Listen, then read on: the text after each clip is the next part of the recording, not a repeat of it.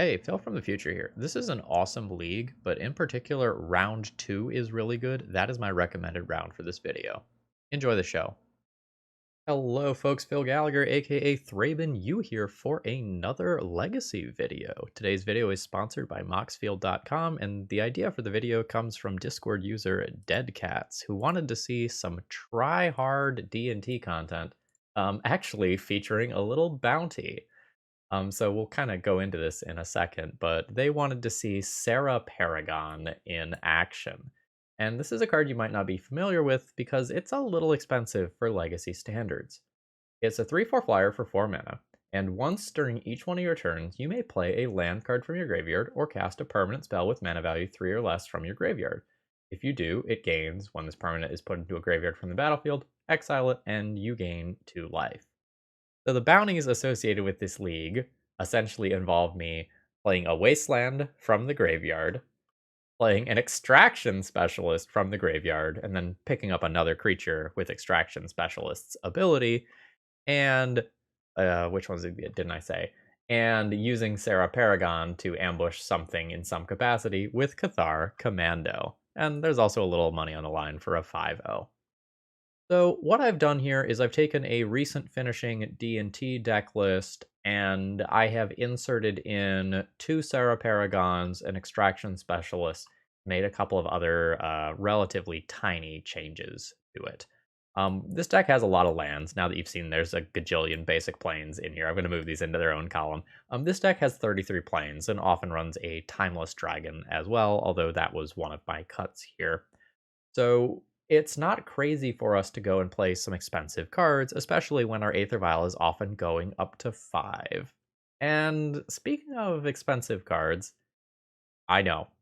I know some of you are going to be mad that initiative cards are even making their way into here.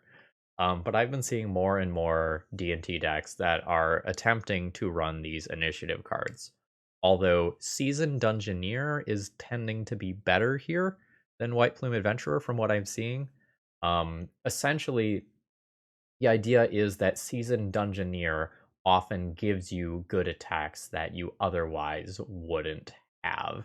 And it gives you a good way to kind of push through things and gives you some nice end game.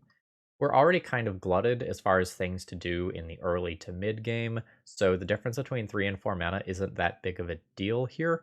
And while White Plume is like very clearly a better card in a vacuum, just since it can come down a turn earlier, without any Ancient Tombs or Lotus Petals or anything to accelerate those out, I don't know that like its home is really Death and Taxes compared to a more dedicated Stompy deck.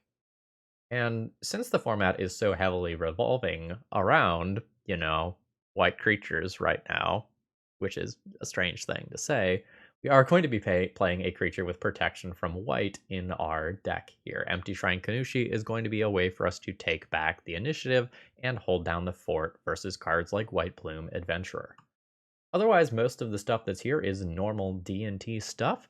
I've played this deck a whole bunch on the channel in various ways. So with that said, let's go ahead and jump directly into the matches here. See if we can do some neat things with Serra Paragon, which is probably like this much, just like this much on the wrong side of playable for Legacy D&T. So let's see if we can make it look good today. If you're new here and you like what you see, please consider subscribing. I'm trying to make some new subscriber goals, and if you're a regular, throw me a like before this video begins. It's the easiest way to support my content for free. Let's battle. This hand is probably a keep. It doesn't have some of our best possible turn 1 cards or anything like that, but we have 4 mana sources. Oh no, I don't have a basic plains. I don't have a basic plains, and we could get Blood Mooned. Never didn't have it. I think I lead on one of these lands to try to get them to Blood Moon me now. Assuming that we're playing against the Moon Stompy deck list.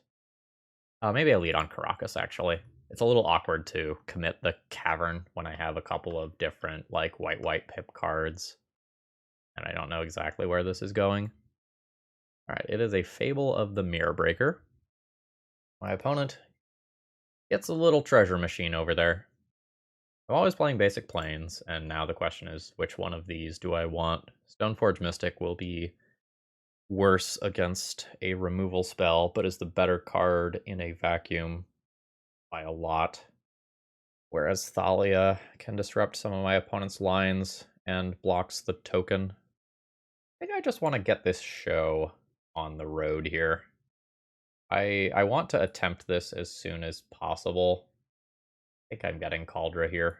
I want to get this show on the road as soon as possible because of how scary Caves of Chaos Adventurer coming in can be when I'm on the draw here. Oh, it's a Phyrexian Dragon Engine. I had the wrong read on this deck. We were playing against Painter, in which case I probably greatly preferred to play Thalia. But that's okay. Not like Painter's that good there either. Okay, there is the bolt. Ooh. Oh. Thalia wouldn't have stopped this. It just would have caused my opponent to use a treasure token. So my plan now probably is play Thalia, wasteland one of my opponent's lands, Flicker Wisp one of these tokens next turn. I have a hard time dealing with what my opponent has going on over there. Let's wasteland. I think I take out the Ancient Tomb. My opponent's artifact count can matter, but I think given that they have one, soon to be multiple mana sinks here, I just have to decrease the raw amount of mana that my opponent has access to. I'm in a little bit of trouble if I don't draw a removal spell. Like, there's... I still don't know if I love or hate that all of these come up. Okay. That's multiple removal spells. I'm in trouble. I'm taking 4. My opponent has 5 mana this turn. They can absolutely just, like... Wait, did I miscount? I thought they were about to get 2. I miscounted. Okay. Yeah, life's bad, basically. So, I'm on the defensive here. Fully on the defensive. We'll take out one of these tokens. But, like, I can't just reset this or anything. I think nuking one token is better than playing Athalia. This gives me a Flicker Wisp, which is a flyer for if I specifically draw like Umezawa's Jitte. Oh, are we just gonna die? I'll accept if I just die. Right, my opponent is crashing in with a token here. Not be blocking. Is that accurate? If I get rid of this, then my opponent can't repeatedly copy it. Then I don't have the Jitte line. Yeah. Maybe this is fine. God damn it. Ah! It's fine. It's fine. I'll name human. 2 mana for Jitte. We will choose to make Thalia uncounterable because, like Painter Servant, Red Elemental Blast is technically a thing. However, my opponent could just Red Elemental Blast Thalia once she's in play. And now we may see something very interesting at the end of turn here. We are going to see it. So what happens here is my opponent uses Reflection of Kiki-Jiki to copy another Reflection of Kiki-Jiki. And then my opponent gets new copies, which in turn, for every mana that my opponent has, they can make 1 additional copy. This is a neat line that feels kind of like a build your own Splinter Twin. It doesn't come up a whole lot, but when it does, like, as you can see, obviously it's very important. And since these tokens go away at the beginning of the next end step, that's why, as of last turn, I was thinking about playing towards this Jitte line, because it would have stopped exactly this. But it's a 1 of, like, there was a 1 in 68 chance of that happening. Welcome to Magic.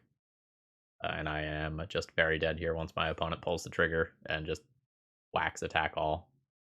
I accept. I'm taking 1 out on the way. And I am dead. Okay, we don't have too awful much for this matchup here. I don't think I want to be playing something like a Peacekeeper. Council's Judgment is good. Cathar Commando is good. Path is playable. I can play Graveyard Hate. I don't know if it's going to be meaningful for me to do so. Like, I have a main deck Lion Sash that I can already search up. That's kind of nice.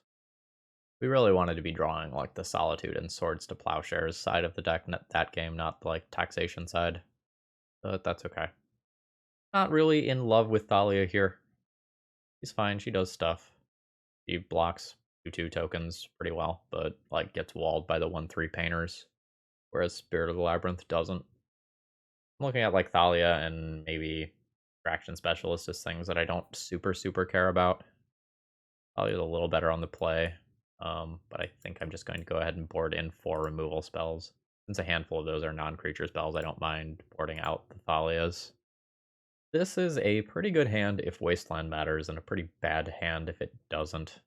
Like, it has a piece of artifact interaction in addition to double Wasteland. I think I'm going to say that that's okay, but I'm not super excited about this. 1 in 68 chance. Grumble, grumble, grumble, grumble. This will just be a Caracas pass. Second main phase hipster? Or do you just literally did not play a land? Yep. Okay. Sure? I don't understand. Like, if you're 1 mana away from just killing me, like, I get it, but this is real weird. I think I'm just gonna go ahead and put this on human and not show Wasteland yet. There's a mom. This is gonna be protection from a Fury, which might be something that made my opponent's hand keepable, but sure. Right. Metalcraft is on. The slight punish, I guess, for... No, my opponent just would have sequenced it better if they needed this mana. I wouldn't have actually played around stuff. Okay. Spirit of Labyrinth is pretty medium here. I'm always wastelanding my opponent in this position. Just choking them on mana when they are in this situation is really strong. I can play Cathar Commando and immediately sacrifice it in the next turn cycle. So I actually just think I'm going to go ahead and jam Spirit of the Labyrinth here. This just gets an aggressive threat into play a little bit more quickly. I will attack with a 3/1. And now there's legitimately some play here. I can just like play Cathar Commando and sack Mox Opal to it, and like that probably ends the game. But I think just attacking my opponent for a large-ish number also wins the game. So I'm gonna go ahead and just play out an Aether Vial in case something somehow goes wrong, and pass the turn with the intention on just attacking with this Cathar Commando and killing my opponent. Like, if I go in on Cathar Commando destroying this and my opponent just draws Ancient Tomb and like puts out something big and dumb, it's very awkward for me. Whereas if I get a bunch of damage in with this while an Aether Vial is ticking up, and then I have to sacrifice, I'm probably a-okay. 6 more damage. Puts my opponent to 11. I'm not sure that I actually want to play any more creatures into something like a Fury, which is like something my opponent very reasonably could have. So I think I'm just going to pass the turn and hold up my mana here. It's reasonable to tap these 2 lands and play like a Stoneforge Mystic while still leaving this up, but that gives my opponent kind of a 2-for-1 with Fury that I'm not currently giving them. Land drop is fine. I'm also trying to prolong my choice with this card. Painter Servant is fine. Everything is blue. And I can get rid of Painter at absolutely any point. I don't think I'm in a rush. I will go ahead and go to my turn. I'd like to draw a land. Nice. I can get another Cathar Commando, which is pretty cool. I can also get something like a Solitude. Like, I can just immediately remove this, bash in for 6, have my opponent dead next turn. But I don't really want to pitch this card to a Solitude. I'm just going to attack in and see if my opponent's willing to trade their Painter, because I believe the answer is a resounding no. Like, I can't imagine they keep this hand unless it has high combo potential. Let's send them. I could have played the Recruiter or the Guard pre-combat, but I kind of just want to see what's up here. Yeah, I absolutely accept this trade. Opponent goes to 8.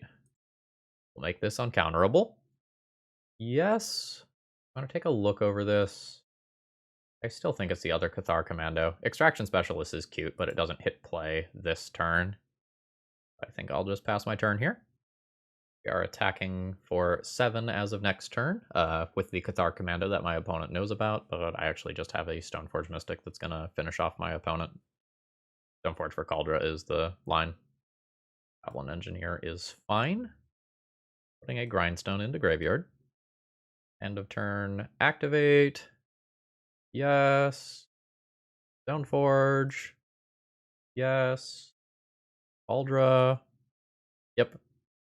My opponent's hand wasn't a keep. I don't know what they were doing, and like if they had a fury, they didn't pull the trigger on it, and they probably needed to. So I don't know what was up there. Like maybe this just ended the game, but I don't know. Maybe my opponent physically clicked on the wrong button.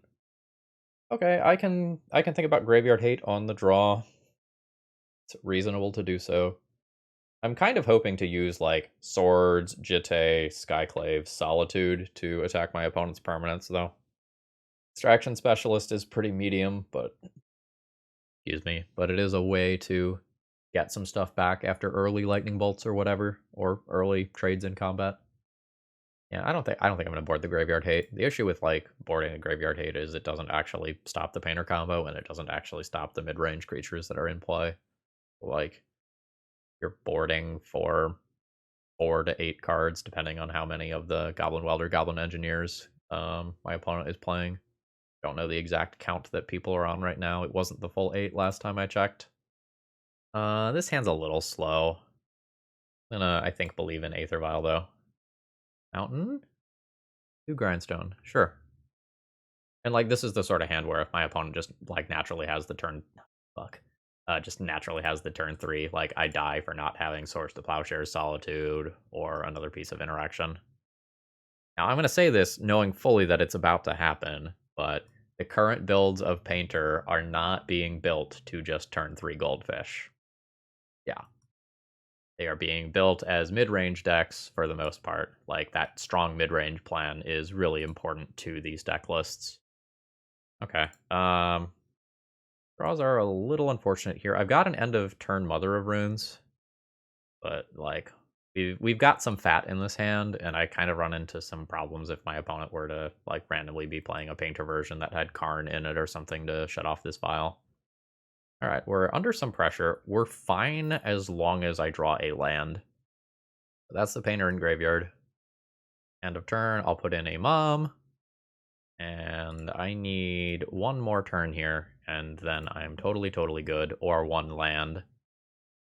That is not that, but we have to see if my opponent is going to go for it, and it's not entirely safe to do so. We are banking on the fact that they are not comfortable going for it, at which point I have 2 or 3 pieces of very easy interaction. They do need 1 more mana. Goblin Engineer costs 1 to activate, so like they need more. End of turn, we'll go ahead and do this. Yes. Put in a Stoneforge Mystic. I'll be searching for the only piece of equipment. Oh no, I do also have Lion Sash. That actually super matters here. Oh, that's interesting. Yeah, we'll be picking that up. Awkwardly, that's going to incentivize my opponent. I think I tick this up to 3 anyway. And then if I draw a land, things are real good. And I realistically attack with Caldra this turn. Probably. Wish I had 1 more mana. Oh, so very safe with 1 more mana. All right, that's my opponent putting Painter's Servant in. And now I kind of have this interesting decision of whether I'm going after Painter or Grindstone. I think I'm going after Painter because it makes blasts live. All right, everything's blue. Caldra comes in. I'll be bashing in for 5. And we'll see if my decision is punished by my opponent having Simian Spirit Guide. There's no possible way here. I think I do the Skyclave. There's no possible way for me to lose if I do the Grindstone in response to this activation. Whereas doing it this way, which I think is going to be better in a vacuum, opens me up to Simian Spirit Guide for a kill. Ooh. That's something I wasn't quite expecting. That is a Lightning Bolt targeting Painter. Sure. That's scary. The opponent did not have the land last turn. They could draw it now.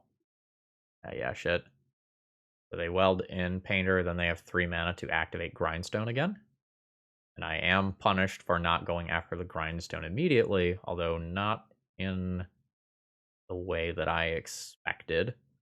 So now they can turn the grunt. Oh, they're gonna do the. Yeah, that works too. Or no, they use the Lotus Petal to activate. Yep. And then they put the Painter into play. And this does end up killing me.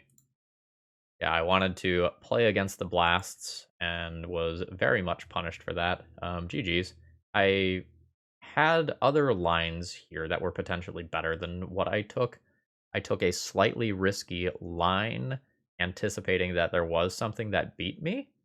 I played around blast in like I was trying to actively play around blast because if I do something like recruiter for solitude to wait till something is on the stack, then like red elemental blast can go after the solitude and make that counterable, whereas something like skyclave wasn't. So that was a really interesting game. GG's. Today's video is sponsored by moxfield.com, and I host all of my deck lists here. And one of the things that I want to show you is there's more than one way to view your decks on Moxfield. So normally deck lists are sorted by like what type the card is, but you can use tags on Moxfield.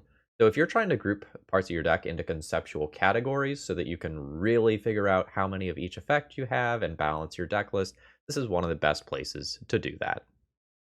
All right, I'll be keeping my round 2 opening hand. I'm not too excited about it because I have like 2.5 Thalias, but like I have 3 mana sources. I have a turn 1 play if we're playing against an aggressive deck, and like I have some stuff that's relevant if we're playing against a combo deck. So let's see where this goes. Could be playing against something like Reanimator. My opponent's randomly stopping in my draw step, which is weird. So IDK what that means. No, end of turn Entomb. Might be playing against some sort of like fair Dark Ritual deck. Mono Black Initiative versus. This is almost certainly an opposition agent. Just have the vibe. So I'm just gonna play a Wasteland and pass the turn, and I'm going to Wasteland my opponent in their upkeep if they don't play an end of turn opposition agent. Yup. Still Wastelanding you now.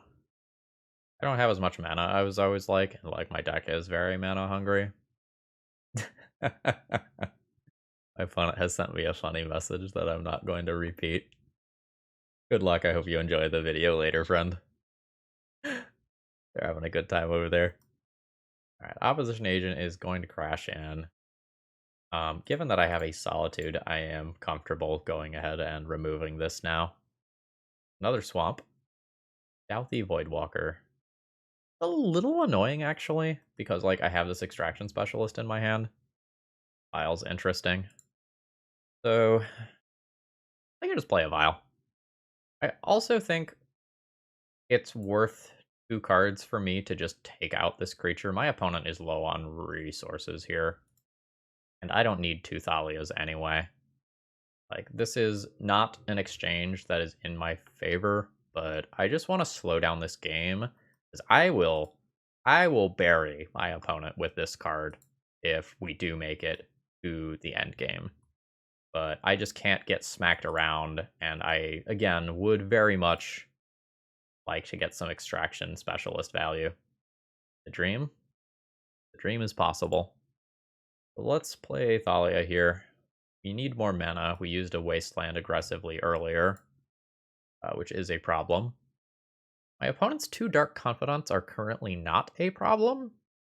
They can become a problem relatively quickly. But like, I have something that is currently walling those. An Edict is fine. Junkathalia. I am in such good shape if I draw a land. Like, the Extraction Specialist play is really big. I'm at 18. Send this on up. Nope.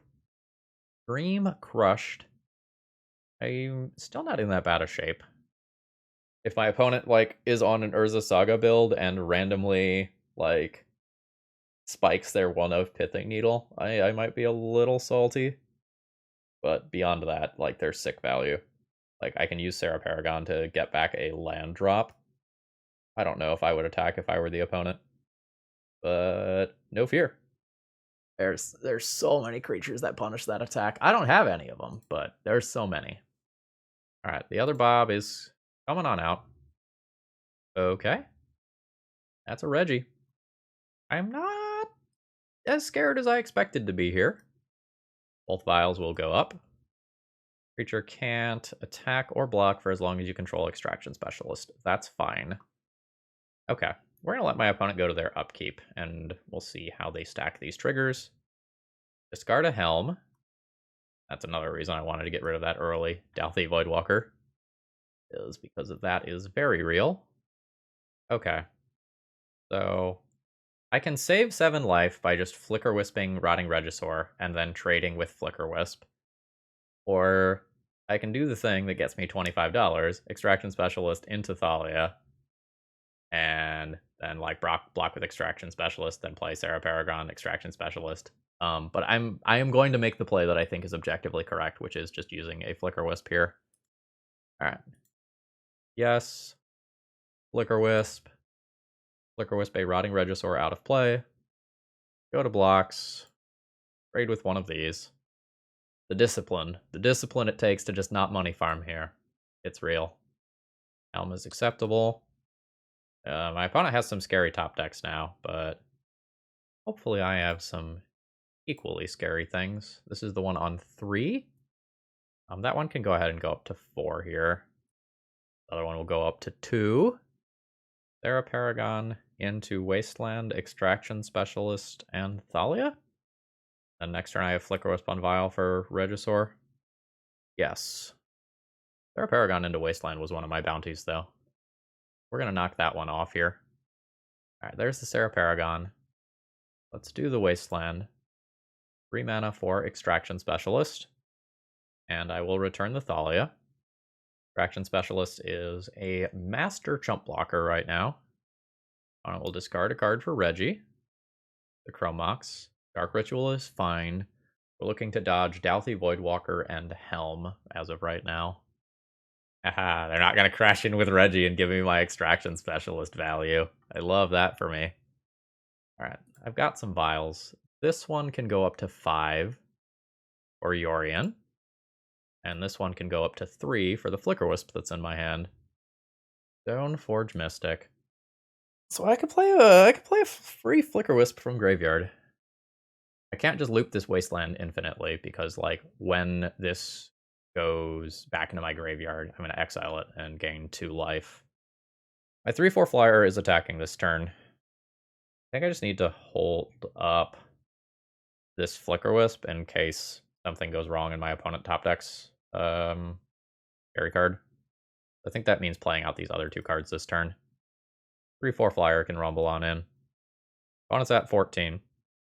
And let the record show that I have thought about Opposition Agent before making this play. Only 1 unknown card in my opponent's hand. We're going to go yes here. I'm going to pick up Caldra.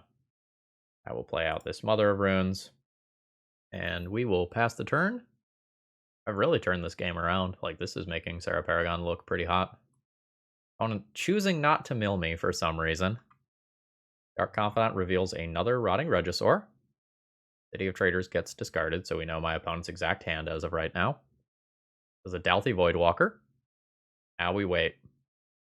My opponent has activated that Helm, and we're going to respond by activating Aether Vial. Yes. Putting in a Flicker Wisp. Flicker Wisp will go ahead and put the Dalthy Voidwalker out of play. And now my opponent is pretty likely to mill into a creature and have to sacrifice their Helm. That unfortunately did not actually happen. But hopefully we can cobble together a win here. These vials are staying where they're at. So what happens? Can I kill my opponent? I have 6 in the air here, which means I need to deal 5 more damage. Caldra attack can be negated unless I use Mother of Runes. So this is 5 plus 6, exactly 11. With giving this pro black 6 in the air. Yeah, seems like we're good. Cavern can go on, what is Yorion? A serpent? Bird serpent? That on serpent. Activate Stoneforge Mystic. Put in Caldra. Mother of Runes. Targets this. Giving pro black. Go to combat. That is exactly 11. That's the first strike damage, and there's the actual combat damage. Oh man, I miss this deck sometimes. This build is fun. I don't know if it's good, but it's fun. I feel like I need one more land in here though. I keep getting stuck on not enough mana. Okay, so we've got Rotting Regisaurs and Bobs to think about here, so an extra Path to Exile is probably not the worst idea.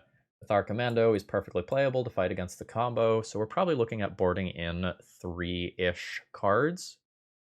I've got the end game covered. Can't really do too many things to help the early game. I can use Council's Judgment to help the mid game. On the draw, my Thalias aren't great. They're good at blocking Bobs, otherwise they're kind of medium. Spirit of the Labyrinth is kind of medium. I can hedge against things like Plague Engineer by going down on some X1 humans. That's something to think about as well. Interaction gets pretty darn good as these games go along. I'm looking at my 2-drop slots because I'm about to bring in a couple of inexpensive cards. I think it's Thalia. Like, Thalia is very good against hard casting like Leylines and Helms and Karns, though, so I maybe want Thalia on the play. It's not like my opponent's physically drawing too many extra cards with Spirit, though. Like, I could just do this the other way, even though I'm on the draw. Alright. This one's probably the recommended round, if I were to guess. I really want another land here. I have a Swords to Plowshares for an initial Bob or Douthie Voidwalker. That's something strong that I've got going for me, and I do still have a turn 2 play. The hand is just so slow, though. Like, if I don't hit this third land drop, like, I'm just kind of rotting using Rashadan Port. This is a very, very reluctant keep. This one might be better off as a mulligan, though. No initial leyline. Alright. Something is happening. Plague Engineer. And this is what I was talking about potentially cutting some X1 humans. Unfortunately, I erred on the side of Spirit of the Labyrinth at the last moment. I am going to play this Aether Vial. I believe it is very necessary to do so. And I'm super punished by a... I shouldn't F6 here. I'm super punished by a Thoughtseize taking Swords to Plowshares, or not just holding up swords in this turn cycle. I will happily take 2 from Plague Engineer. And the Swords to Plowshares honestly might not even get pointed at Plague Engineer. It probably has Opposition Agent. We'll see, though. Serra Paragon. I believe I'm just going to play Port and pass the turn, and I can make the decision about what to Swords to Plowshares a little bit later. Alright, there is Opposition Agent. That's fine. I'm probably going to try to surprise that in combat another turn cycle from now. Do I want to Port instead of Swords to Plowshares? It depends on whether or not I draw a land. That's the honest answer. Like, if I draw a land, I can play Swords to Plowshares on my turn, pass Rashadan Port, put in Thalia mid-combat. If I don't draw a land, it's, like, considerably more awkward. I also will just take 2 more damage. I think this saves me more than 2 life, though. Down it goes. I just don't want, like, a Rotting Regisaur to slip into play this turn, because then I have, like, very real choices about what to do with my removal. Alright, I'll take 5. I'm at 13. I have absolutely... Oh, fuck. Okay, no Rotting Regisaur. That's nice. But my opponent couldn't make... Well, I don't know. Couldn't 100% sure. Didn't make a play on the amount of mana that they have. I am going to play this Plains, pass the turn, and port my opponent off of Swamp. Because black is required for something like Sudden Edict here. And then I am going to get this absolutely disgusting mid-combat blowout. At me. Nice. So I will Swords to Plowshares this, which allows me to Vial in Thalia successfully. Bam. Yes, Thalia, which has first strike against a 3-2. And we have completely swung around this situation through good use of Rashadan Port. Okay. Dark Confidant is totally fine. I may remove that on my turn. This is going up to 3. I know that much. How am I playing this? I kind of like taking out that Bob and staying on the mana denial plan. I don't know. My Wasteland is pretty good for me right now, too, but we can get it back in a minute. I think I am into Wasteland, take out the open Ancient Tomb, go to combat, swing in for 2, put my opponent to 16. Second main phase, activate a vial. Yes. Recruiter. Yes. I believe this will be worth going down a card. Find a Solitude here. We're going to go ahead and pitch cast a Solitude. I think pitching the Extraction Specialist here. Take out the Dark Confidant. Pass the turn. Rishadan Port my opponent. And then next turn, I get to play Serra Paragon off of Vial, put in Wasteland, Wasteland Tomb, and just continue to press my onboard advantage very strongly. Alright, this is a big chance. My opponent has 4 main phase mana, including black, and they are not taking advantage of it. Yes. Don't mind that as a draw. That's not what I'm going for right now. Activate this. Yes. Serra Paragon. Wasteland. Wasteland, target Ancient Tomb. Gain 2 life. Opponent says, well, if I have Medea's wiki page pulled up, is it worth the read? Absolutely. Great myth. Alright, I will go ahead and crash in for 3 points of damage. We have gotten the GGs from our opponent, and this deck felt really good this round. Really, really good. Let's make myself big for a second and just talk about this. So Serra Paragon allowed me to make additional land drops, retrieve creatures, make some chump blockers. That was a good source of card advantage, and it was also a 3/4 body that relevantly blocked stuff. Thumbs up here. Okay. This is a weird hand. This is a hand where my only white mana is a Cavern of Souls, but I can use that to cast double Mother of Runes, and I can Wasteland and Rishadan Port my opponent through the early game. This is admittedly awkward and will be pretty bad versus an opposing Wasteland, but it would have to be Wasteland and Lightning Bolt or something like that for me to get super, super punished for this keep. Oh, we are playing against Death Shadow, in which case double Mother of Runes is going to be very, very good here. So this is a good news, bad news situation. Historically, the Death Shadow matchup is really good for Death and Taxes. However, right now, I believe the Death Shadow players are on a giant pile of Turox as a pro-white creature for the initiative matchup. So, that's something to keep in mind that I might have to deal with. Gonna get Thoughtseize for the other mom. Oh, it is Reanimate Grief. Yeah, absolutely. That's a great way to lower your life total for a Death Shadow. Wasn't really expecting to lose both moms on turn 1. You know, kind of expected we were going to be able to force one of those through. So, what is my plan for this grief? I currently do not have a plan for this grief. Can I Wasteland my opponent while my opponent essentially has a turn 1 flipped Delver? I'm not sure that I can. I'm not really sure that I can. I want to. I very much conceptually want to, but I need multiple bodies in play to block this as of right now. That's my out for that. So I am going to begrudgingly not Wasteland my opponent. Would have had a second one anyway, but I don't believe it's correct to go after their mana here. The real problem in particular, if I go after mana, is when my opponent has a second creature. Ooh. I can't see full text of this card. Neat. Equipment Cat. Cavern on Cat? Put in a Lion Sash? Alright. I've done weirder things. I've actually put Cavern on Cat a surprising number of times because, Leonin Arbiter is a cat. So is Brimaz. I miss Brimaz. Brimaz in a, very specific niche portion of Legacy's history fucking slapped. It was this card that you could protect with Karakas versus Miracles, and it made more bodies as you kind of went through. It was very strong. Yeah, Non-basic lands have a cost, by the way. This is the cost. Both in that like it's wastelandable and it's not producing true white for this, which is super relevant as of right now. I'm at 14. Let's play a Spirit of Labyrinth here over Stoneforge Mystic, I think. I'm going to go ahead and just pass the turn. And I'm going to at least represent a double block on Grief. I'm not 100% sure if I want to go for it. It's awkward. All right, opponent has something else now.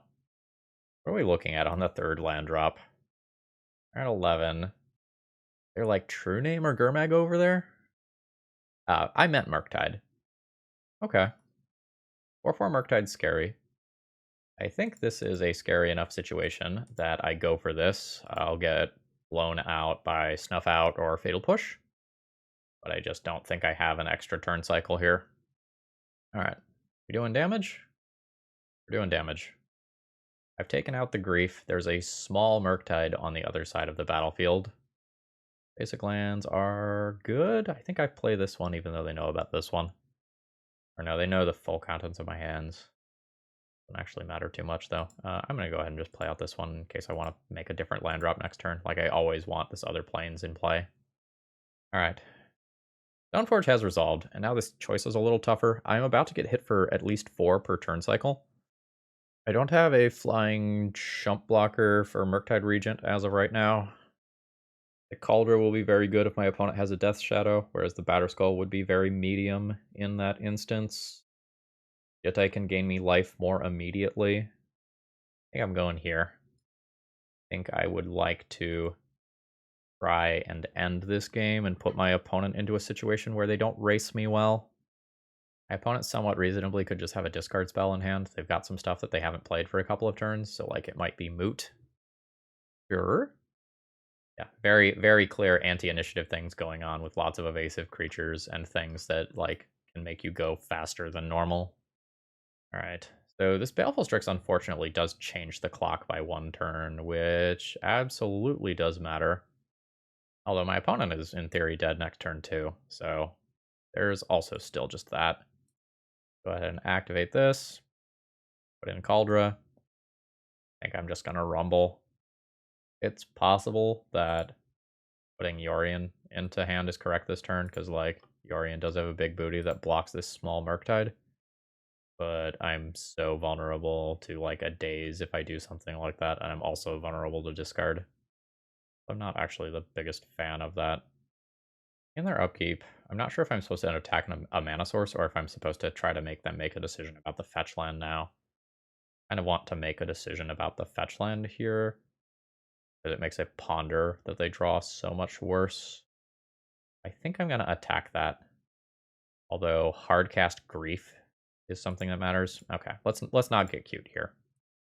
Go after Watery Grave. My opponent needs to leave back a body so they don't die to Aldra plus Stoneforge attack. Okay, so they will leave back the Baleful Strix. I'll go to 6. Okay. I am comfortable trading Stoneforge Mystic for Baleful Strix. And then I am playing Serra Paragon into probably. That way Cauldron is always lethal next turn. Go ahead and send in. Okay, that is objectively a worse block than on Stoneforge Mystic because this does have trample. Alright. My opponent has left me with an extra creature in play. They have gone to 1. I can't fetch anymore.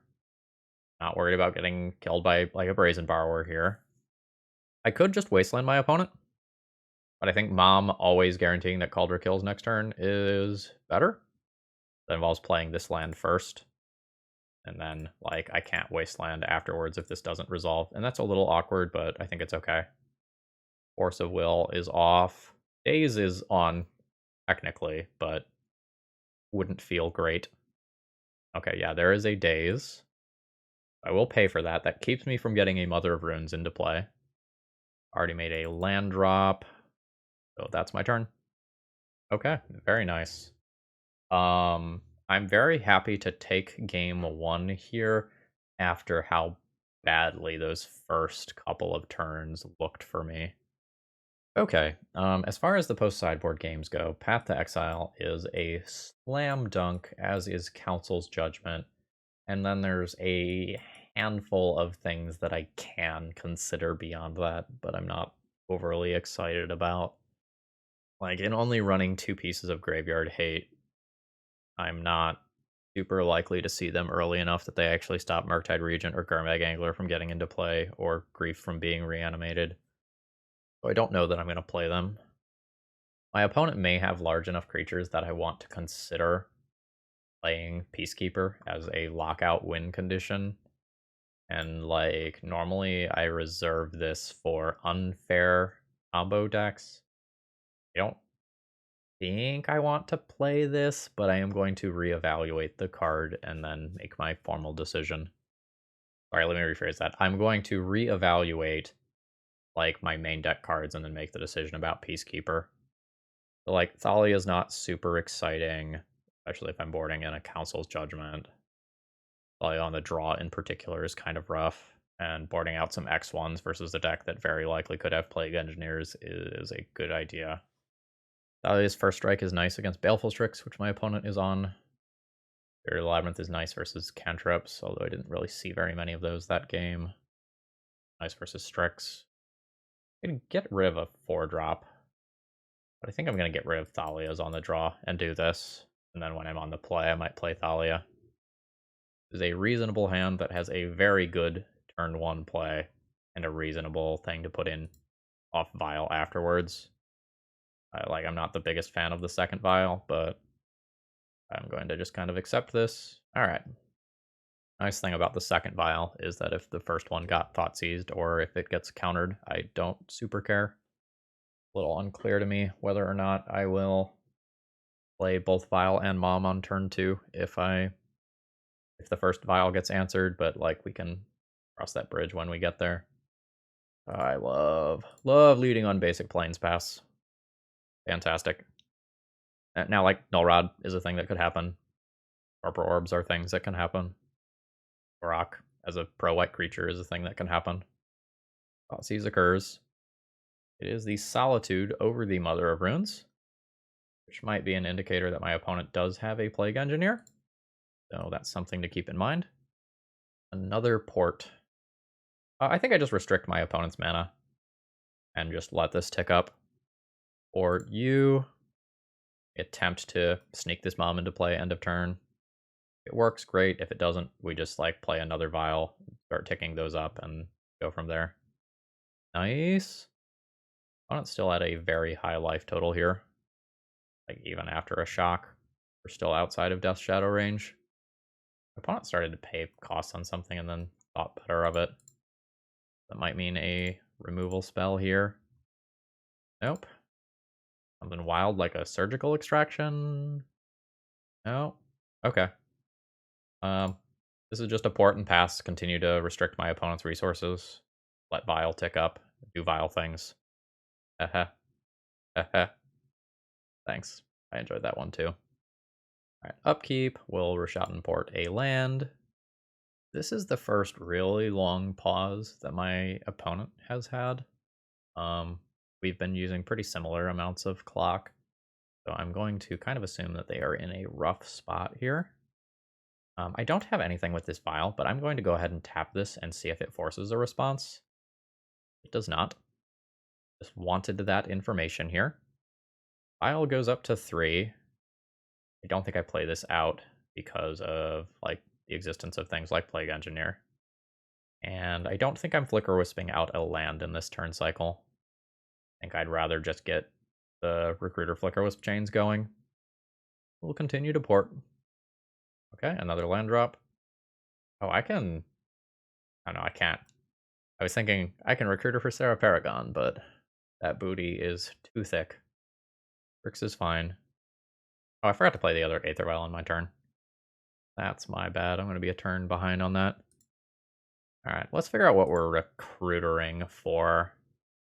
Fraction Specialist isn't doing anything neat here. I think it's just a removal spell. I think I'm just going to get a Solitude as a safety net for later. And stay at 3. Another land drop. Now I will go ahead and play out this Vial. I should have done this last turn, and then I could, in theory, put in a Mother of Runes if I wanted, but we're doing okay. Upkeep Port. Brainstorm is fine. Wasteland's good for my opponent. I think I'm interested in a second main phase Recruiter of the Guard Blinking Flicker Wisp to tutor up another card. Yeah, I'll take one. That's no big deal. I don't think that's worth like tapping a Mother of Runes for here. Activate Vial. Yes. Flicker Wisp. Flicker Wisp targets Recruiter. End of turn, we'll bring it back. Let's figure out what we're looking for. Palace Jailer would be kind of clutch here, but I think I can just get another Flicker Wisp and continue my chain that way. Files go on the stack. Go ahead and say no to this one. Get this one ticking up.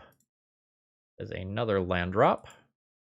Going to combat, I will go ahead and bash my opponent for 4. It will go to 8. Plague Engineer on Elemental is a little annoying. I mean, not that Plague Engineer on Human isn't. I think I'm comfortable just doing this and passing the turn. The first time I'm putting my opponent on like a very large amount of main phase mana. So things can absolutely happen. A kicked Turok. I believe my opponent is dead. Activate Vial, put in Flicker Wisp target Recruiter. Activate Vial, put in Mom, give both Flicker Wisp protection from black, and crash in for lethal. Seems like that just does it. Target a Recruiter there. Activate this. Yes. Target Mom. Is it better for me to Solitude Strix and put my opponent to 6? Yes, that does not matter. My opponent could counter this, but it just doesn't matter. Yeah, go to 6. Nice Turok. Lethal on board, and now I don't even have to tap a Mom to make this happen. Yep. GG's. Opponent had a clunker that was just absolutely destroyed by this Rishadan port. Okay, I played against this player recently, and I think they were on like a weird Displacer Kitten Days Undoing deck. I'm gonna keep this hand. Like, I have some disruptive elements in Thalias and like Skyclaves and such here. So land go. Everyone has Bird Serpents. Okay. Just looking like the same deck. Force, that's a force. I think I want to play Thalia this turn rather than Wasteland my opponent. The Wasteland is very good, but like Thalia's consistent mana denial is really strong. I think I play Caracas here, because next turn I'm pretty likely to want to Wasteland my opponent, and I don't have another play here, so I want to be able to do this. Yeah, and this is the potential downside of playing the Thalia, is like the mana denial can be stopped by counter spells. My opponent does not have too much gas left. They'll be hoping for like a Narset type card here. Oh, straight up Yorion to hand. Sure. Am I willing to put the mana denial into a counterspell range? I think so. This gets me a very good body into play. I think I just Skyclave it rather than Flicker Wisp it, because I don't want my opponent to put a new card under it. Oh, let's do this. Okay, yeah. Force pitching the Yorion. Pass turn. And now this turn I get to very aggressively go after my opponent's mana. Oh, that's a great draw too. So, see what you got. Take out the Chrome Mox. Breacher's fine. Well, now Wasteland this Tundra. And that, in theory, will keep my opponent from doing a like Days Undoing or Echo combo this turn. And then I can just source a Plowshares this Breacher on my own terms. My opponent's not going to attack in with this. Like, it's very not profitable for them to trade this body away. Alright, yaw. Alright, no block here. A lot of options. Given that I have already seen 2 actual factual forcibles, I think I just Flicker Wisp this token and take out Hullbreacher that way. This puts in most possible pressure. Target Skyclave. My opponent gets a 0 power blue illusion token. Take out their Hullbreacher. I've still got a backup Solitude and another removal spell beyond that. Okay. Sure. There's a Displacer Kitten. That's fine. And we have ways of dealing with that problem. Play anything first? I don't think so. Let's just nuke this. And this whole time we're gonna have like Pitchcast Solitude up. Spirit of Labyrinth's a little weird versus this deck. It's like usually good. Every once in a while it will very massively backfire. Alright, good stuff. Grafdigger's Cage is probably good. Rest in Peace is probably good. Mindbreak Traps are pretty unimpressive versus a good portion of my opponent's deck, but very good versus, well, not actually very good versus Displacer Kitten combo, right? Because if my opponent has a Teferi in play, then that's already stopping Mindbreak Trap. Maybe that's not as good as I want it to be. But Mindbreak Trap on the draw, so my opponent just like doesn't randomly turn one me with like Ancient Tomb, Lotus Petal, Hull Breacher, Days Undoing. Or not Days Undoing. Echo of Eons is like very much a thing. I'll probably play this. I have enough 4-drops in my deck that I can board out. Like that's probably going to be okay. I like Path. I think I like Cage. Cards are playable. Usually don't get a priority window to do what you want to do with Surgical Extraction, so I don't think I'm into that. I think I can get rid of some number of 4-drops here. I'll probably trim my Stoneforge Mystic package by 1 card. The Batterskull doesn't seem super essential here. Neither does this entire playset of cards. Still 82. I'll want more cuts. My graveyard's going to get nuked repeatedly, so Extraction Specialist is not great. A lot of the cards from here are reasonable. Star Commando and Council's Judgments are like things that I can play. Star Commando is better if my opponent like randomly has Karn. I can probably go down some number of Mother of Runes. I'm not like overly excited about that card here because like Otawara is one of their main ways to take my stuff out of play. I feel like going down 2 Moms and playing at least one of these is fine. Have it as a tutor target. Maybe I go down. Serra Paragons aren't fantastic here. Maybe I get rid of both Serra Paragons to do this, and then I'm a little lower to the ground. Alright. Serra Paragon, again, for the same reasons that other things like Extraction Specialist aren't going to be good. Like, it'll struggle here. This has a turn 2 Spirit of the Labyrinth that can be uncounterable and a turn 1 Vial. I will accept this. It is not going to be better than some of my opponent's absolute best draws. Like, they can go fast. But, like, if they have absolutely everything, they can get me.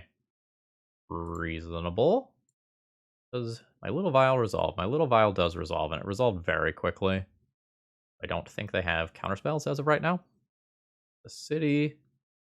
Oh, it is a Karn. So, area scenario is probably my opponent finding LED off this and then echoing. Yeah. Okay, I get another turn. This turn is huge. Because this turn, I can do Uncounterable Spirit of the Labyrinth. Oh, another one is fantastic backup. And now the wheels are a little bit less scary. Not 100% less scary, but like now I have a reasonable creature in play. I'm not just immediately dead to Mycosynth Lattice. But we'll see what my opponent's follow-up is. Like, it can be something like a Walking Ballista, an Ensnaring Bridge, a Sky Sovereign, yeah. So I'm not in a great spot, and I'm probably going to concede this game. I'm going to take another draw here and see if I change my mind. The problem is, my opponent can plus on this, and then its ability still triggers. And I'm realistically probably just not beating that. I think I'm going to value my time here and concede. The game where I was on the draw was always going to be rough. I don't hate having access to one more way to cheat Cauldron into play when I am on the play. Got colorless removal via Karn. Get this other Stoneforge in here when I'm on the play. I don't know, like it really not the turn 2 play that I want to be making. Let's get it in the deck. Like it does have the white splash for Teferi. Alright. 81. I should have boarded something else out. I thought I went back to 80, to be fair. This is a reasonable hand that, again, is not going to beat my opponent's fastest hands. Like, the Yorion decks, in theory, are usually supposed to be maxing out on combo hate in the sideboard, but once you have to start playing things like these to be fighting against the initiative, you don't have this, like, 15-card sideboard, or rather 14-card sideboard versus combo that you usually have, and, like, you really do feel it sometimes. The swords under that. I'll tick this up. I think I go ahead and play the Thalia this turn. As much as I want this to be uncounterable, the speed at which I interact with my opponent matters a lot. Alright, Thalia is in play. It's very possible I eat an end of turn swords. Like, my opponent put one of those under here already. They don't think they do unless they have another? Yeah. I'm at 22. Scary things can happen this turn. Let's see if they do. A lot of mana. Okay, this is a fair Day's Undoing, so we're both just refueling. I think that favors my opponent. Okay. Let's tick that up. I will be porting my opponent in this turn cycle, I believe, off of City of Traders. Passing the turn. I don't love my hand right now. Upkeep. Take down the city. I care about raw mana count quite a bit. The Mindbreak Trap is pretty likely to hit something relevant unless my opponent is, like, very actively playing around it, though, because they'll just, like, vomit out a bunch of artifact mana. And then hopefully I can counter the card that matters. Yeah. That occurs. So you attempt to do that. I respond with this. Yes. Put in Stoneforge. With my trigger, I will get the thing that has haste. The vial goes back to my hand. Alright, cool. The Teferi's gonna die.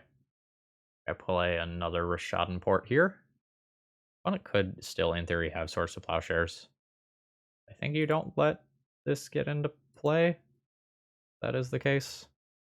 Could be wrong. Take out the Planeswalker before something goes wrong. Okay, they do have it. I can blink this later, and it could be disastrous for my opponent. So I think I just need more bodies in play. My Mindbreak Trap isn't doing me any good right now. This static ability is very strong. Do I just port my opponent, though? I could just port my opponent.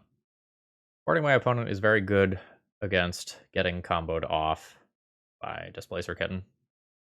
Probably have to do that. My opponent has used 2 Swords to Plowshares already. Like, if they have a third, they have a third. Lane Cycle, a Timeless Dragon. Sure. That means I'm very unlikely to get comboed right now, and hopefully I can just get in and kill that Teferi. Teferi is super, super annoying here, because I can't successfully do a lot of things that I want to do. Probably, in fact, worth solituding that, or sorry, skyclaving that Teferi, so that my Mindbreak Trap becomes live again. Let's attempt that. Get rid of Teferi. I don't think I attack into Hullbreacher. I also don't think I play Stoneforge, because, like, I want to have up both of these cards. And I'm okay missing a point of damage here if I'm kind of wrong about my evaluation of the situation. Right, there is a Hullbreacher. I don't think I'm going to respond immediately. I'm going to let my opponent put something else on the stack. Go ahead and just attack the thing that makes the most mana here. Alright, another land. That is a Narset. That's fine. I think after my opponent minuses, I don't give them a chance to find Force of Will. I think I just Solitude this Hullbreacher. Actually, with the Narset in play, that doesn't matter that much. There's a Force of Will. Let's go to my turn. Another Solitude. So, I think my plan here is cast Solitude, trade it for Force of Will. Maybe should have done the Evoke one first. Maybe still gets countered, and then leaves me with the 3-2 in play. That was a mistake on my end. Solitude pitching Stoneforge. Take Hullbreacher out of the way. And then attempt to kill this Narset. Swords to Plowshares is a blowout. Opponent did not have it. I will go ahead and play an Aether Vial. And on my next turn, I do just have 7 mana to equip Caldra. Alright, an Eternalized Timeless Dragon is very reasonable. My opponent... Ooh, I was about to say my opponent does not have up white mana. That's Yorion to hand. That's all fine. Thought I was going to get to Mindbreak Trap, a fair spell there. Alright, Vial goes up. I deal more damage if I equip Caldra here. That seems fine. 7/7. Rumbler. Opponent's at 11. I have Mindbreak Trap that can maybe stop something unfair, but this card is going to probably be stranded in my hand. Well, Yorion's going under. That is an Echo. That is my opponent's second spell this turn. So this is not free. Okay. Now that does just give me a bunch of cards. And a Mom-Off Vial. I have the better stuff in play here. By a lot. So my opponent needs to do some stuff. Another Echo. I will respond. Put in a Mom. Be cool if I get a Mindbreak Trap now. No, but Solitude's pretty decent. Alright, opponent is holding back. I don't think I'm going to pitch cast Solitude at end of turn.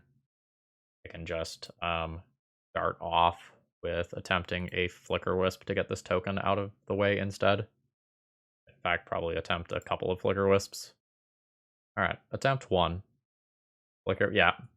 And this is a lethal attack 4/9, and I could probably figure out a way to kill my opponent while leaving Mom up as well. GG's. Final round, I have an opening hand. It's not great. I'm not excited about this. Doesn't quite have enough gas. I have some bonus gas here. This Batterskull is kind of like a dead card, especially with Athalia attacks. Since basically every draw improves this hand, though, I think I'm just going to keep this one, and we'll see whether or not I'm paid off for that decision. Like, getting to start on Plains, Vial, Port, Thalia is pretty reasonable. I'm not interested in wastelanding my opponent here. I am just going to jam the Vial and see if it gets answered.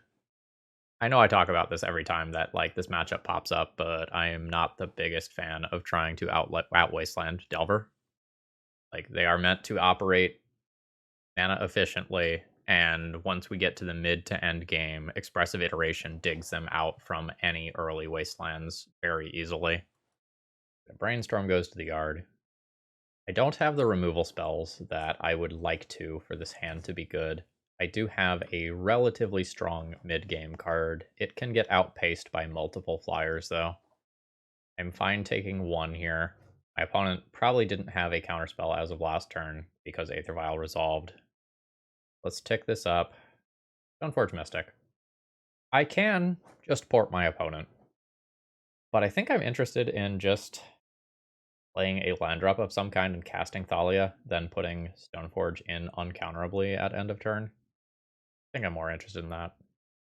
And then the question is, like, do I want to set myself up for Wasteland plus for Schadenport, or do I just want to stay non-wastelandable? And I think I want to stay non-wastelandable here. Opponent did cast a Brainstorm, so it's, like, reasonably likely that they could have a counterspell now. Like, they've looked at 4 more cards between their draw step and the Brainstorm. Yeah, that's fine. Ooh, that is a Murktide Regent to the bin. Which is scary. That is one of my opponent's better cards against me in the matchup. That could be my opponent fishing for creature types here, or this could be an indication that they already have another Murktide Regent in hand.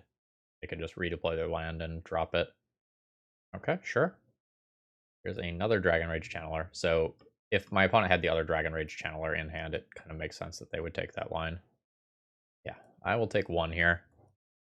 And I'm going to do a Stifle check end of turn by tapping my Aether Vial to see if my opponent responds with a Stifle. Everyone's a fan of the channel. See if they've got a Stifle. No Stifle.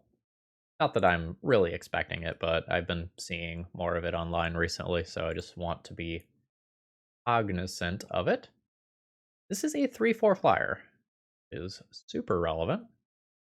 I believe I'm just Rashad importing my opponent. And the question is, do I want to do it in their upkeep, or do I want to do it in their second main phase in an attempt to resolve Stoneforge Mystic? And I believe the answer is I want to do it in second main, which is a weird use of Rishadenport that doesn't pop up a lot. I think I'm into it. Like, the default time to use a Rishadenport is just in upkeep. My opponent is essentially fishing for a sorcery or an artifact, and they found the sorcery. Something else that could pop up here is getting Lion Sash to pick at my opponent's graveyard. I don't think we're going to be going that route. Alright, I'm going to take 6. I go to 12. And I would like my opponent to like cast an EI or something here, and I didn't succeed with that. So they didn't use any mana, which makes me sad, because I'm not going to successfully take them off a Lightning Bolt. If I'm not going to successfully take them off a Lightning Bolt, I would like to take them off this fetch land. It makes a future cantrip worse. It will leave them with 3 mana open, but I'm not going to do something that's Force of Negationable right now. And if my opponent has a Brazen Borrower, they will be using it in the 2 mana mode, not the 3 mana mode in this turn cycle. Okay, that's fine. Let's activate this. Yes. Stoneforge Mystic. I'm using this ability. Big question here is whether or not I'm actually going to have the time and resources to equip Jete, or whether or not I just want to get Lion Sash because I can immediately put it in off my vial. I think I get Lion Sash. No bolt from my opponent. Game is gonna get interesting now. Okay. I think this stays on 2 for right now. I don't think I want to put Lion Sash in immediately. So I just want bonus white mana here. I'm going to go ahead and play this and pass the turn. And we'll see where this goes. I can eat a Murktide Regent out of my opponent's graveyard at instant speed in order... I think I just let all this happen. In order to shrink these so that I can Batterskull block them. Now my opponent can surveil another creature in there, and that's still okay. They topped whatever they found. I just kind of want to leave up this Lion Sash as a trick for as long as possible. Alright, opponent has a Delver. This is fine so far. Okay. Activate. Yes. Lion Sash. I need to target stuff now, because I still want to, like, put in Batterskull. But I need these things to not fly first. It seems like they've got a bolt. It is a bolt going at Lion Sash. So I'm still going to get to do cool stuff here. So my opponent is going to surveil. And I mostly just want them to not hit 2 creatures in a row. Alright, so I'm getting rid of this. So let's Lion Sash. Let's get rid of the other Murktide Regent. The +1/+1 counter here. When this resolves, this Murktide will go away. My opponent will have instant land sorcery in graveyard, and I should be good. That's the Murktide Regent gone. These are 1/1s. Oh, do you have another Lightning Bolt? If so, you don't get to play the Delver of Secrets you put into exile via Expressive Iteration, and that's nice value for me.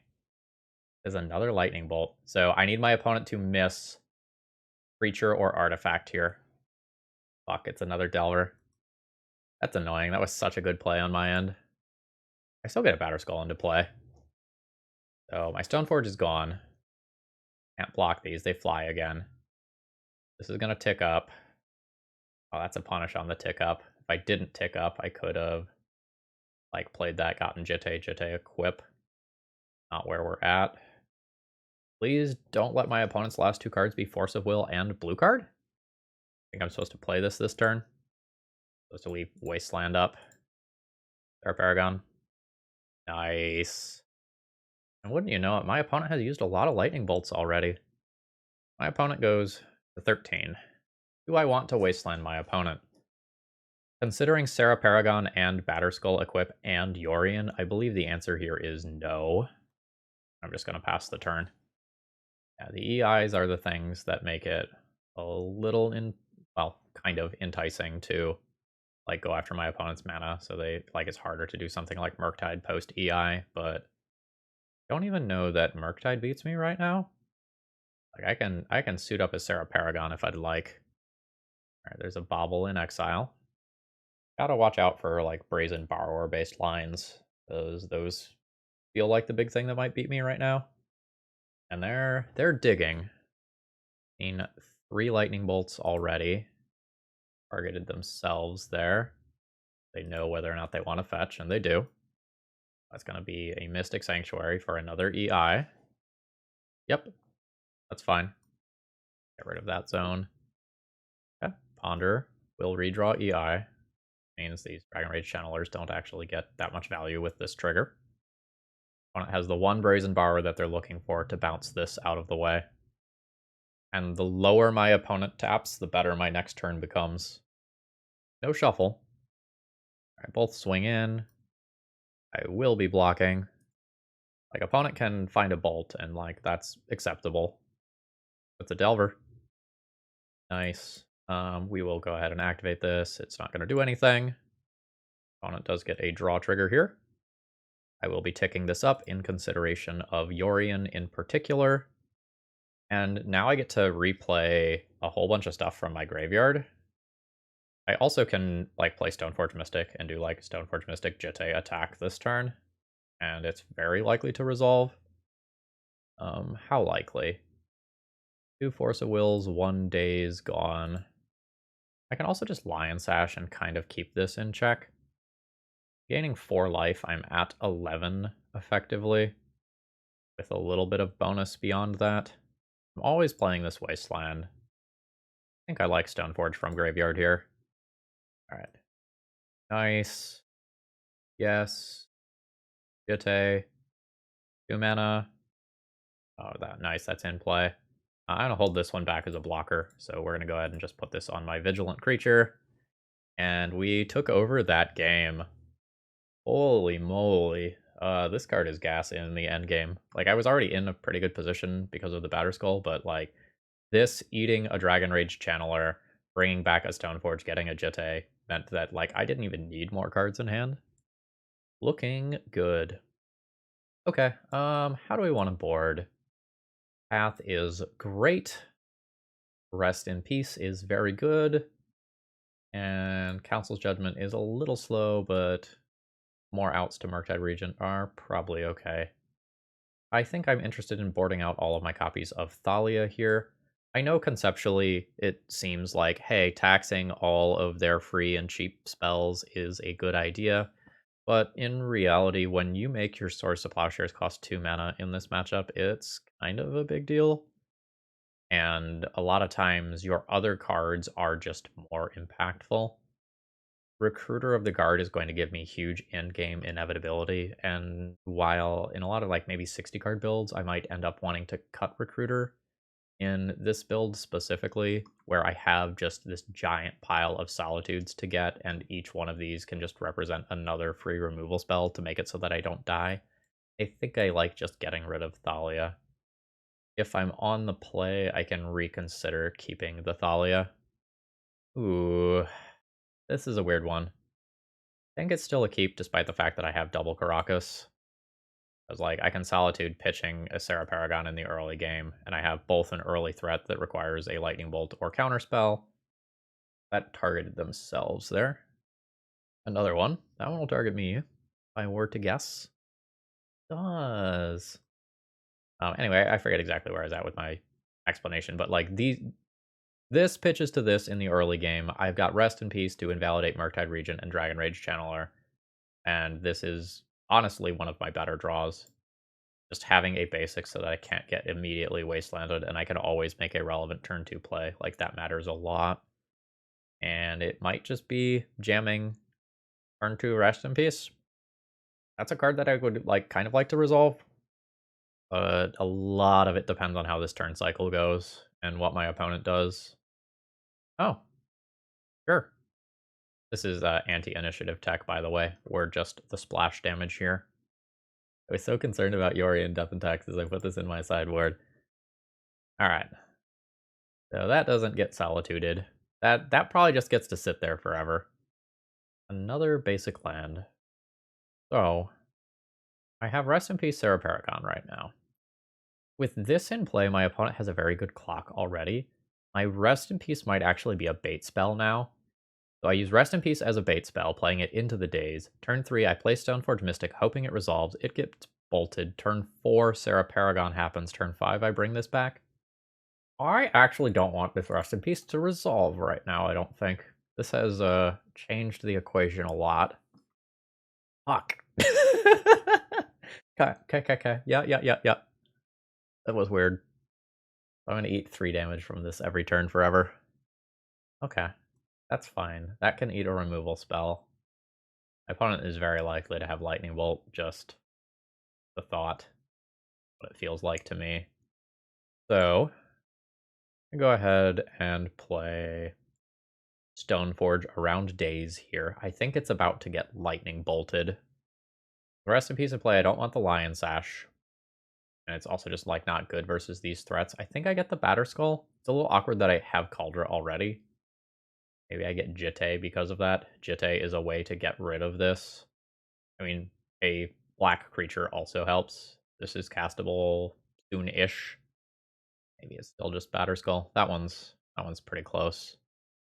I'm not sure if I want to actually do a pitch cast Serra Paragon when I can just hard cast it next turn. I think I accept a little bit of damage from Delver here. And then I just attempt to play Serra Paragon as a 3/4 flyer that walls Delver.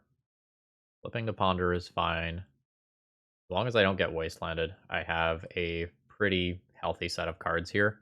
I think if my opponent plays a Wasteland pre-combat and does Wasteland me, I will Solitude the Serra Paragon. What went to exile there? Okay, sure. Bulk into that Ponder from exile. I think if I had a worse card than Solitude, I would probably be willing Pitch Cast. But my cards are pretty good right now. I think I'm gonna take the damage. Fuck! Yeah, okay. Alright, now I wish I would have Pitch Cast, but my opponent was like, had good discipline in not playing that pre-combat. So now, I think I'm just going after that Delver. It's unfortunate that my opponent probably just had a great opportunity to look for a counter spell. Right, take out Delver, and then Yorion can go to my hand here. Possible I'm supposed to keep the Recruiter over this. The Recruiter's not doing me a lot of good versus this in the first place. Or EI? I don't know, the Recruiter can, like, another Solitude doesn't really matter right now. I wouldn't have the card to pitch to it anyway. That's fine. Looking to dodge counter spells here. Okay. I'm already wastelandable, so this doesn't matter much. This spell resolving is the one that really matters. And this is still a pretty big flip. No flip. Nice. Ponder away. I wonder if Rip should still be in the deck if I have this. Like, this should potentially just be like some more surgicals or something. Copy and pasted a deck list and changed like 3 cards, but like the times where this is in play, it's often just so good. We are shutting off like a Mystic Sanctuary right now, for example. Yeah, that's fine. So this is the card that has to resolve. This is the one that if it resolves, or doesn't resolve, I potentially lose. I am not in a position to play this around days. This is a now or never situation. Oh shit. Brazen Borrower is now the scary thing. I have blockers for both of my opponent's creatures. This token getting bounced is what wrecks me. Okay, that's very good. That's probably game winning. Now this just gets to attack in next turn. Can still rip something like a Jitte. Go to 2. I am just dead to Lightning Bolt. Rude. Alright, now I've got a game on the play. So now I know about my opponent's pro-white creature. There's not a lot of that I can change about that. Like, I could do something like this. It's a little awkward. Not that, like, this isn't awkward if I draw Serra Paragon specifically, but I think this card's just strong enough that I keep it in the deck. I haven't drawn a Seasoned Dungeoneer this entire league. Peacekeeper ties up so much of my mana when I have so many other endgame menacing, so I don't think I'm gonna go for that. Taking the splash damage from cards like these and Unchained Berserker, though, like, it's very real. Hey, it's a seasoned Dungeoneer now that I talked about never drawing it. My hand is totally reasonable. I've got 2 basic lands that I can start on. I have 2 different turn 2 plays. This is fine. While it's not the removal dense hand that I might really like in the matchup, and it doesn't have Ether Vial, like, this is totally solid. I think I play Spirit of the Labyrinth first over Stoneforge Mystic, but we'll reevaluate in another turn cycle. I draw a removal spell, I would probably fire off the removal spell rather than play either one of these. But my opponent can't get their graveyard going. Alright. We're going to attempt Spirit first. I don't think it's resolving. Could resolve if my opponent has a Lightning Bolt, though. Alright, that is a Daze. This is fine. I'll get to decide next turn whether or not I want to play a Stoneforge Mystic or whether I just want to go for a Skyclave. Spirit's down. 3 card types in graveyard already. May take a decent amount of damage this turn. It's, like, fully dependent on this Surveil trigger, because, like, the most common types are already in there, so opponent has to find, like, a bauble or a creature that they can Surveil in. As of right now, if nothing changes, I think I'm jamming Skyclave into Daze. That is a creature hitting the graveyard. I will be attacked for 3 this turn. The reason why I'm kind of thinking about playing into Daze here is because my opponent waited for so long on that Spirit of the Labyrinth. I kind of think that they have Lightning Bolt. And if I just play Stoneforge here, I don't actually get a lot out of my turn cycle if they just have a bolt. So I'm going to take a higher upside play with some degree of risk. All right. Take the pressure off myself. And, like, this is a creature that I would love, love, love to get lightning bolted. Whereas this one I don't really want to get bolted. Another Valk. That is an Unchained Berserker. A little annoying given that I have this right here, but hopefully we're good. One is a big fan of this card. Bit of a weird turn cycle. I think I'm playing Stoneforge Mystic and porting my opponent. Getting Jitte.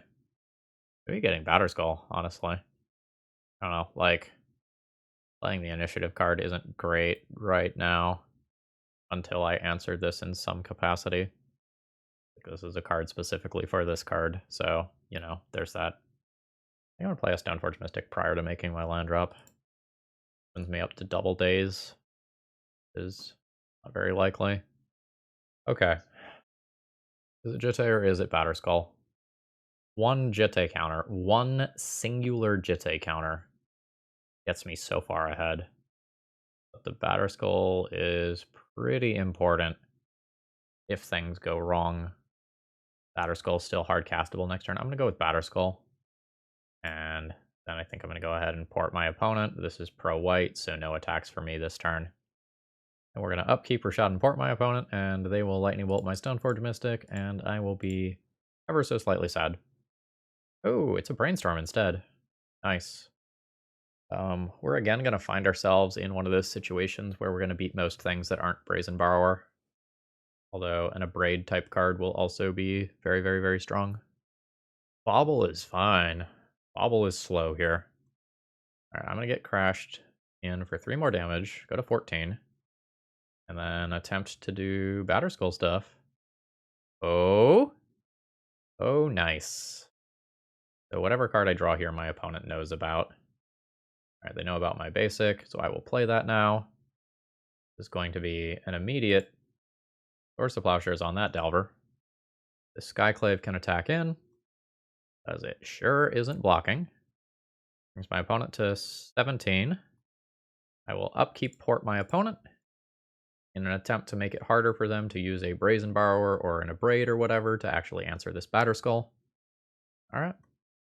Now, opponent has 6 cards in hand. Like, this game is very much not over. Bobble's fine.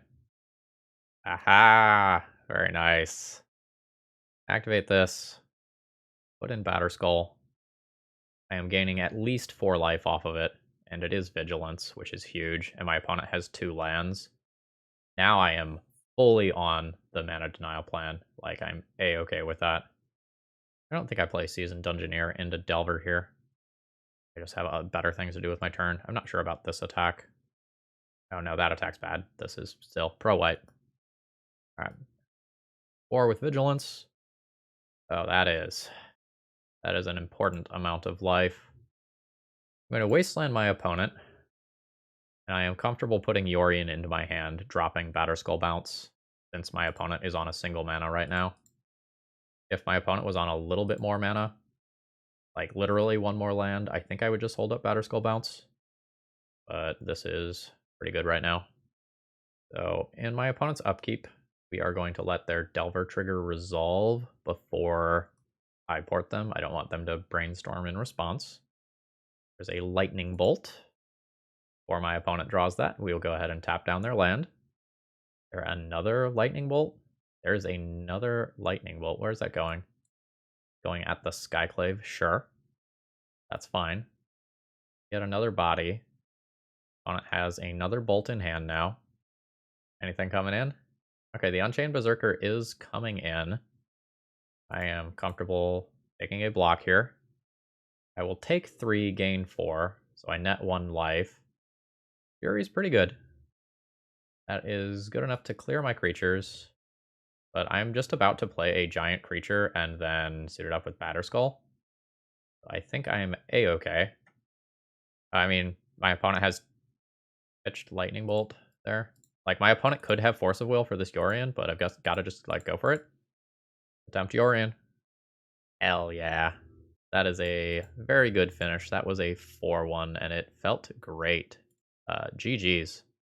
All right, that was a fantastic league with some really tight, really good gameplay. I enjoyed playing this list a lot. Overall thoughts on the deck list. Serra Paragon definitely held its own. Like, this is certainly a, like, legacy power level card. Whether or not it's better than other things that you can put in this deck list, though, that is sort of the tricky thing. So, for example, is this better than, you know, more copies of Seasoned Dungeoneer? Like, I know Seasoned Dungeoneer looked kind of bad in that last round, and I, like, wasn't really in a position to play it, but it, like, is a way to break board stalemates in a lot of other cases when the game goes really long. But, like, maybe this is also breaking your stalemates, so maybe these are kind of serving the same role. Since I took the Timeless Dragon out of this deck list, if I am going to play these bonus 4-drops, I might want to go up to a 34th land, or maybe I put the Timeless Dragon back into the deck list over something else. Like, the Extraction Specialist is kind of cute. I don't think this is necessary if you also have Serra Paragon in the first place. Like, these are accomplishing the same thing, the same goals, but this is a 3/4 flyer that walls Delvers and Dragon Rage Channelers. Yeah, like, this deck list gets a thumbs up from me. It probably still needs some small adjustments. Like, maybe you go in on more fast graveyard hate, like Surgical Extraction, if you are going to be playing Serra Paragon, and you get rid of the Rest in Peace that's here. Otherwise, if Elves is picking up in popularity, you can either ignore it, which is what I usually do, or you can, like, play an Orzhov Pontiff that you can pretend will win you the matchup, and, like, maybe it'll help you sleep at night. You know, that's kind of up to you. Anyway, folks, I hope you enjoyed. If you did, please leave me a like on the way out. It helps out a lot. If you have any thoughts about the deck list or the gameplay, feel free to go ahead and throw those in the comments. And if you're not already subscribed to the channel, please consider doing so. I'm trying to meet some internal subscriber goals for reasons. All right, have a great rest of the day, folks. See ya.